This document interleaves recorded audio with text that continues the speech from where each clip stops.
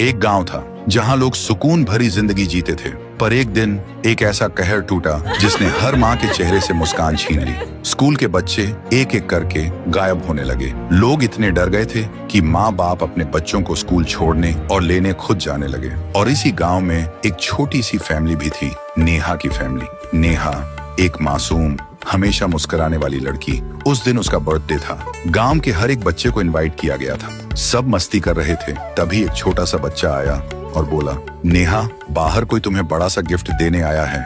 नेहा हंसी और चली गई। काफी टाइम बीत जाता है, सब नेहा का इंतजार कर रहे होते हैं, लेकिन नेहा का कोई अता पता नहीं था। मम्मी ने पापा से पूछा, नेहा अभी तक नहीं आई?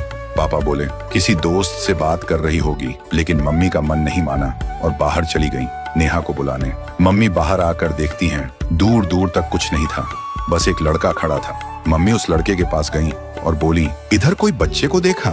नेहा, मेरी बच्ची? लड़के ने बोला, मैं कब से यही हूँ, मैंने किसी को नहीं देखा। सुनते ही नेहा की माँ जमीन पर गिरकर चीखने लगी।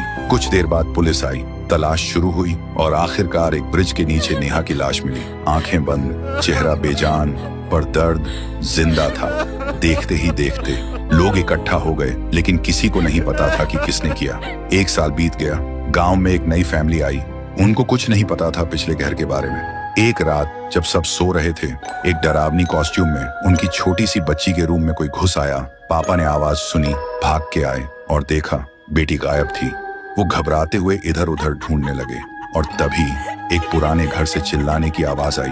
पापा तुरंत वहां गए और देखा एक डेस्क पर बेटी बेहोश पड़ी थी और उसके सामने एक छुरी लेकर एक कॉस्ट्यूम में इंसान। पापा चिल्लाए, कौन हो तुम? मेरी बेटी को छोड़ो। और उस इंसान ने अपना कॉस्ट्यूम उतारा। पापा ने देखा वह एक औरत है, उसकी आंखों में बस नफरत थी।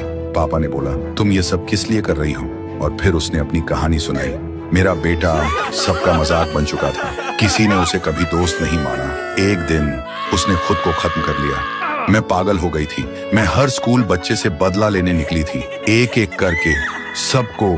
पापा ने आंख भर के कहा, तुम्हारा दर्द समझ सकता हूँ, पर ये सब करके तुम्हारा बेटा वापस नहीं आएगा। वो औरत जमीन पर गिर गई, रोने लगी और बोली, मैं इस वक्त से आजाद होना चाहती हूँ। छुरी उसने फेंक दी और छोटी सी बच्ची ने आंख खोली और बोली, पापा। और फिर पापा ने उसे घर ले आए। तो दोस्तों, अगर ये कहानी आपके दिल को छू गई तो कमेंट में आपका दिल जरूर छोड़िए और ऐसी ही कहानियों के लिए चैनल को सब्सक्राइब करना मत भूलिए।